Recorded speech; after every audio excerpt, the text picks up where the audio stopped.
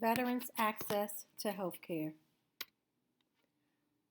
Background information. There are approximately 20 million veterans in the United States, and among those, 2 million are returning from Operation Iraqi Freedom, Operation Enduring Freedom, and Operation New Dawn, also known as the Global War on Terrorism Veterans. According to Quinlan, Guerin, and Deshier and Stevens, there have been a growing concern that the sheer volume of veterans requiring healthcare needs exceeds the Veterans Health Administration capacity to accommodate and manage them. The care of veterans is unique because not only do they have chronic medical conditions, they also have combat related conditions such as post traumatic stress disorder, traumatic brain injury, chemical exposures, and are at increased risk for suicide. Convoy and Westfall in 2013 noted that it was about 56% of the veterans who accessed the VA healthcare system, while the other 44% did not utilize the VA. But nonetheless, the VA still can't meet the 56% of veterans' healthcare needs that they are currently serving. Over the past decade, national spotlight has been directed on the care of our nation's veterans, some good and some bad. In 2011, Joining Forces initiative was started by Michelle Obama and Jill Biden to increase the public awareness of veterans' care and their unique needs, and also increase their health care accessibility. In 2013, the American Academy of Nursing launched a program called Have You Ever Served in the Military? The basis of this program was to allow civilian or community physicians or providers establish their veteran population and so that they are able to treat them appropriately.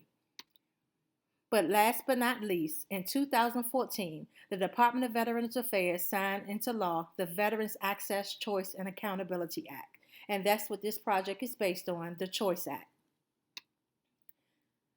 The Choice Act was signed into law in 2014 by President Obama. The law was established to address the ongoing need for timely access to health care for our nation's veterans. The bill added an additional $10 billion to the VA budget to ensure that veterans have access to care via the Choice program. The policy applies to veterans who are currently enrolled or are eligible to enroll for the VA healthcare system benefits. The basis of the policy is that it allows all veterans enrolled in the VA healthcare system who are unable to receive an appointment for medical care within 30 days, or if the veteran lives 40 miles from a VA hospital, they're able to access and utilize the Choice program. The program was only initially supposed to last for about 3 years, which was supposed to expire in 2017. However, with continued mixed match of supply and demand within the VA healthcare system, lawmakers have extended the program indefinitely. And as you all may know or may not know, the Choice Act was a definite knee-jerk reaction to the scandals, especially in Phoenix, Arizona, VA healthcare system, where it was reported that a lot of veterans, at least 40 at that VA itself, died while waiting to access the VA healthcare system or getting the care that they need. So this act was established to prevent those incidents from happening again. But nonetheless, this came with a bunch of pitfalls. The bill was passed in 90 days, and that's astronomical when you have a $10 billion bill to have it formulated and designed and implemented within 90 days. And in the literature, it is reported by Lawrence 2016 that it takes years to develop a type of bill or policy like this. And also some of the issues established where there's lack of internal oversight of the program. It's kind of ping pong between different congressmen in the United States Senate, as well as having issues with the VA healthcare system. And also the program consisted of contracts with external or non-VA agencies. This promotes a problem because these non-VA agencies aren't too familiar how the VA works and how to navigate their system. So it actually adds as a time delay issue for some of the veterans using the Choice program, just because you're dealing with the external issue trying to access internal information. And also, a lot of veterans found that they were having difficulty navigating the choice program itself. One even down from customer service and dealing with the non-VA agency. And also, they were able to get an appointment and be seen by specialties or a primary care physician. However, they have been found issues with payment. The government has been late or has been delaying payment to these community physicians and providers. So therefore, some providers have even stop seeing the choice program patients until their bills and everything are taken care of. Some variables with this Choice Act. This is a nationally instituted policy, but it definitely has some local and state ramifications.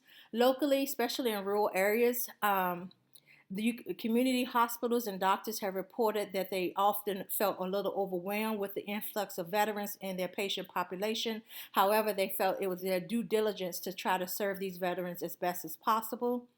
It also potentially interfered with the local patients' access to their community physicians and hospitals, especially those in rural areas.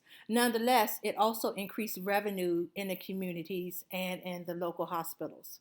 Statewide, some states lag in healthcare services, so where you have more of a research-based hospital in maybe New York, but maybe in the southern pines of South Carolina, you might not have the same type of healthcare. So all veterans wouldn't able to access the same type of care. And in some states, you have more veterans living there than others. And also, providers participating in the choice program vary from state to state. Although it's not mandated that all providers have to accept the choice program, a lot of providers have chosen to accept the program to serve their veterans.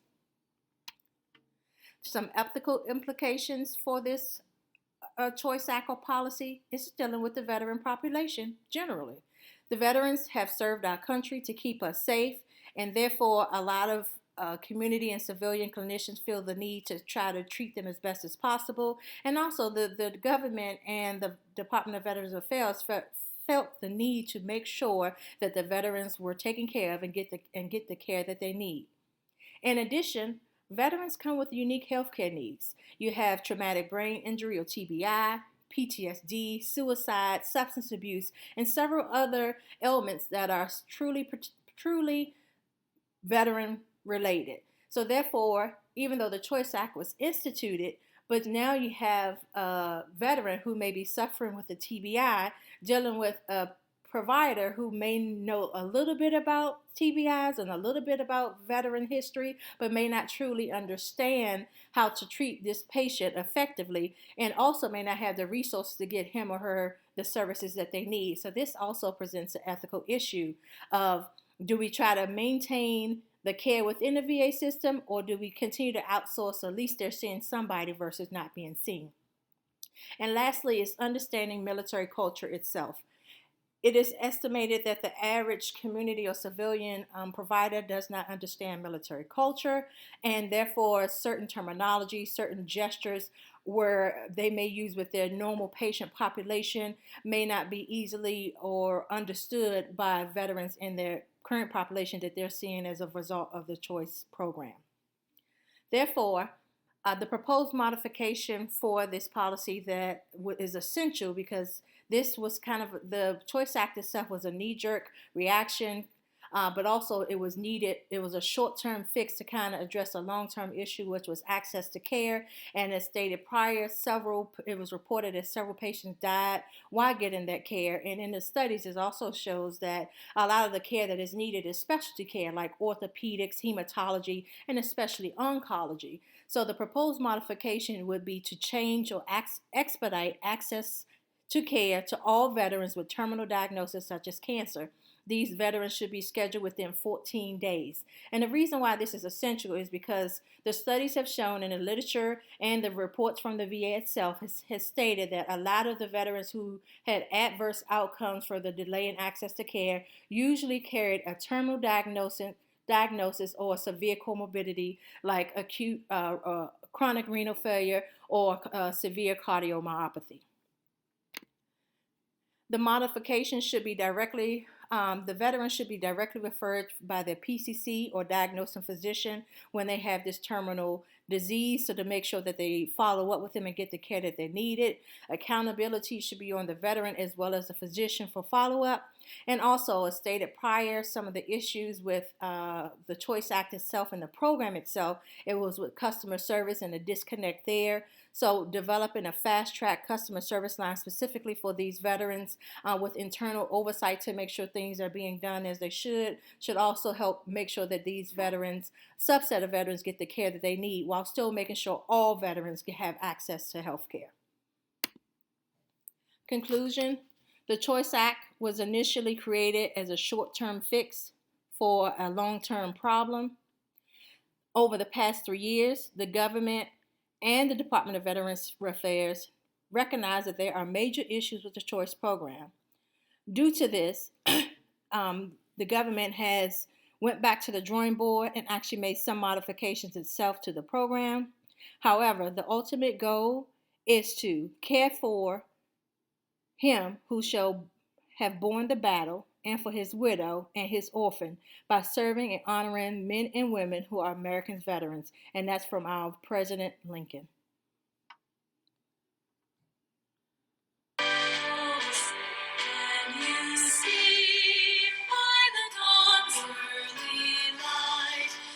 So bright.